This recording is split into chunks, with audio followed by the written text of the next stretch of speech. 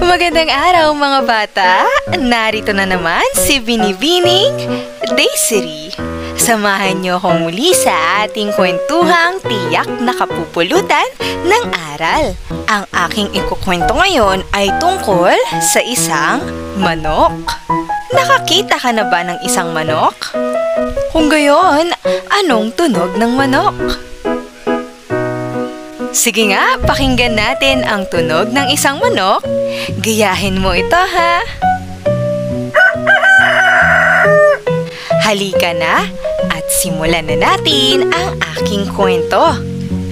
Ipapakilala ko sa inyo si Monica Dalos-Dalos, ang manok na masipag, ngunit walang ingat. Ito ay kwento ni L.E. Antonio at P.T. Martin. Ihanda na ang sarili sa aking kwento. Buksan ang mata, umupo ng tuwid at sa akin ay makinig. Si Monica Dalos-Dalos ay maaga kong gumising. Ang dahilan niya ay para maraming matapos na gawain. Tuwing umaga, sa halip na pumutak, pagwawalis ang kanyang hinaharap. Totoong si Monica ay masipag, pero siya'y walang ingat. Nang makita niyang marumi ang pugad, ito'y kanyang nilinis kaagad.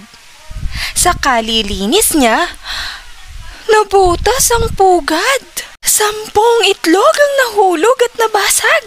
Nang makita namang nagkalat ang mga dahon sa bakuran, winalis din niya ang mga ito, saka sinindihan. Pero biglang lumaki ang apoy. Muntik pang masunog ang ginikang nakabunbon. Galit na galit ang lahat ng manok. Hinabol si Monica na nangangatog sa takot. Nakarating siya sa kusina ng isang bahay at nakita sa lababo ang maruruming pinggan. Hinugasan niya ang mga pinggan at binuhat. Pero dahil sa bigat, si Monica ay nadulas. Pagpasok niya sa salas, nakita ni Monica ang maalikabok na mesita.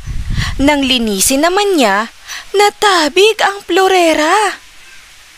Habang pinupulot ang basag na kasangkapan, biglang dumating ang may-ari ng bahay at si Monica Dalos-Dalos ay hinabol ng taga. Habang lumilipad ay kanyang nawika, "Gumagawa ka na ng mabuti, ikaw pa ang masama."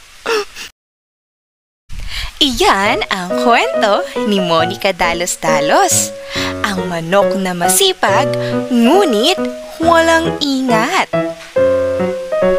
Anong natutuhan sa ating aralin? Kaya ikaw, bilang bata, kung nais mong tumulong sa iyong nanay at tatay, kay kuya o kay ate, maging maingat sa iyong pagtulong upang hindi ka makaistorbo. Upang ang iyong mabubuting gawain ay hindi mapasama. Salamat sa iyong pakikinig. Hanggang sa muli. Paalam!